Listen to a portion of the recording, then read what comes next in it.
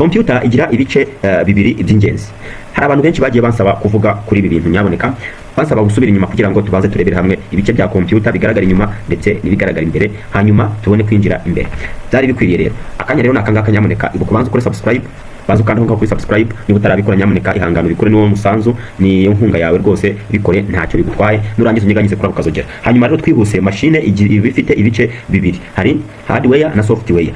Ibiri soft ni ibice byose babiri imbere udashobora gufata n'amaboko yacu. Izi folders zirimo hano, izi ngizi zose ziba ari soft. Hanyuma hakaba n'ikindi gice cy'imbere tuba tubona n'amaso yacu, nk'iyi screen inyuma, cyangwa se hano kuri keyboard hano hari ndetse no kuri mouse, ibyo byose biri hard.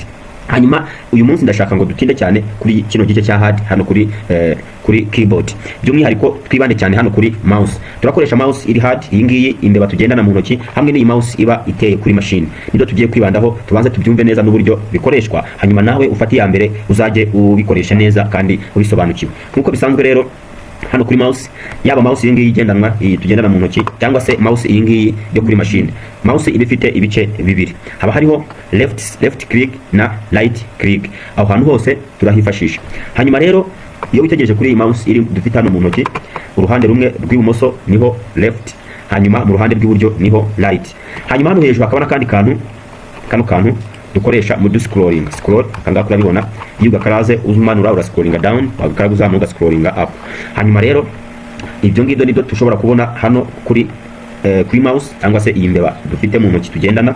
Hanyuma uko ikoreshwa twihuse cyane, tuvuge urugero, niba ushaka guselectinga uraza ugafata nk'uko wakayifashe kuri iyi ngiyi yo kuri machine, ugafata hano kuri left click, hano kuri left side, kano kantu kari mu ruhande rw'iburyo, ukaza ukagakanda, warangiza ukamanura ugenda scrolling, ugafashe nk'uko n'ubundi wawufashe ino left click side yo kuri machine isanzwe. Hanyuma warangiza ukarikura, ukabura selectinze icyo washaka guselectinga.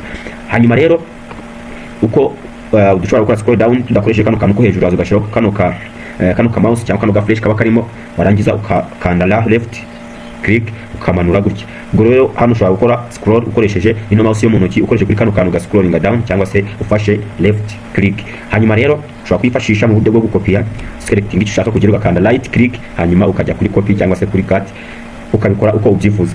Ni kimwe rero nanga kuri mouse iyi ngiyi yo kuri machine, nk'uko iri kugaragara, nayo ifite bya bice bibiri, ifite left click and right click. Urabona hano n'ebyiri. Naho kugira ngo uyikoreshe rero ugenda ukishyiramo urutoki gutya, ugashyiramo urutoki utembereza aka flash kaba karimo imbere, ugenda ugashyira kuri folder cyangwa se kuri app ushaka gufungura. Ushaka gufunga Microsoft PowerPoint ugashyiraho, warangiza ukaba wafungura. Hanyuma rero niba ushaka gufungura zino folder zirimo imbere, nayo urabibabwiye, ukora double click.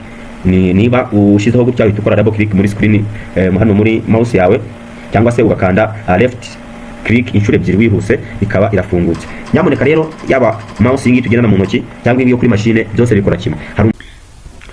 Font rero nk'uko bigaragara ni uburyo bwo gutunganya inyandiko yawe ukayikora mu buryo bwose ushaka. Font kugira ngo tuyumve neza, reka twifashishe ino nyandiko. Font means customize your text using advanced font and characters option to give it exact look you want. Uyikora uburyo bwose ushaka ko iba imeze. You can add variety of style and color your text, as well as usually effect like strike through, suspect. Mbese ni uburyo bwo gukora inyandiko yawe uko uyifuza. Muri kino cyero cya font dusangamo iki? Hano dusangamo text font. Pick new font for your text. Ango ushobora guhitamo inyandiko yawe ukuntu iraza kubimeze. Twagera ahangaha tugasanga harimo font size, ni uguyihereza ingano.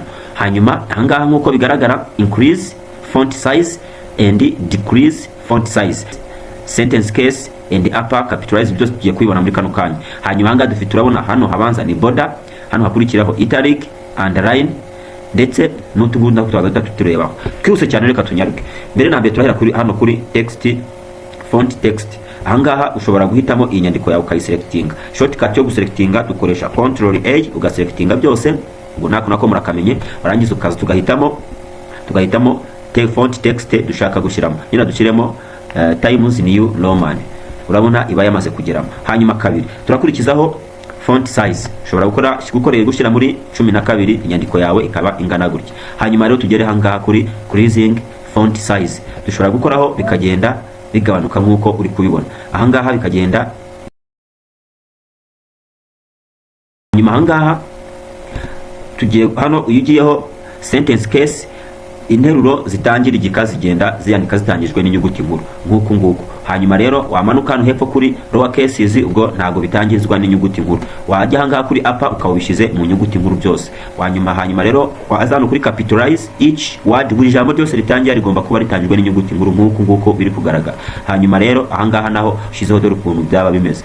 Hanyuma ikiza nuko washyira kuri sentence cases. Hanyuma kuri title ushobora kwifashisha, ushobora gukoresha kuri title ya document yawe, ushobora gukoresha iyi capitalize each word. Tumanuka hano hepfo rero, hano border ubirabibodaringa byose bikaba biri mu nyuguti zitsindagiye. Hanyuma ahangaha ni itariki biba bihengamye bimeze uku nguko. Underline shiraho ugaca umurongo, ushobora guca umurongo ku nteruro ya mbere cyangwa se iya kabiri. Hanyuma rero ahangaha kuri kano kantu ubona ushobora kuba ushaka kwandika itariki, ina tuvuge niba ushaka gushyiraho th kuri itariki 15, itariki 15 ushobora guhita ugakanda hano ugashyiraho t15 gutya. Nuko iyo ushaka gukora kugira ngo bisubire mu mwanya byari bimo, komeza wandike urongera ugakandaho, hanyuma ugakomeza ukandika mu buryo busanzwe.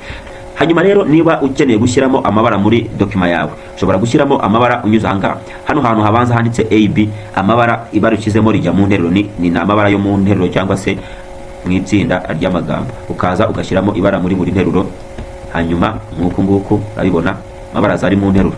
Hanyuma rero aya mabara akurikiyeho yo hano kuri in these colors automatic, ahangaha amabara azaza ari mu magambo mu buryo busanzwe nk'uku nguku. Rero bigaragara dushyiremo turebe amagambo yonyine niyo azahinduka. Hanyuma rero ukashyiramo ibara wumva ushaka. Hanyuma tukomeje cyane tuze tugere ahangaha, urabona uramutse ugiye ahangaha waba ushaka guhindura tekinike z'inyandiko yawe, urabona ushaka gushyiramo gutya bikamera uko we ubyifuza. Ibi ngibi ushobora kuyikora nka title cyangwa se ukabishyira mu rindi jambo ryihariye ukeneye ko riba rigaragara mu bundi buryo muri document yawe. Nuko nguko rero byari bimeze. Twagarukira ahangaha tukazakomeza muri video ikurikira. Nyamuneka mwibuke mukore subscribe, share ndetse na like, kandi mukomeze murayikinge zino video kugira ngo mwongere ubumenyi, kuko isi turi kwerekezamo n'isi y'ikoranabuhanga. Mbararikiye mwese gukomeza gukurikirana aya masomo ari online. Ciao ciao, ndabakunda, ni Chatayima, nawe utaha.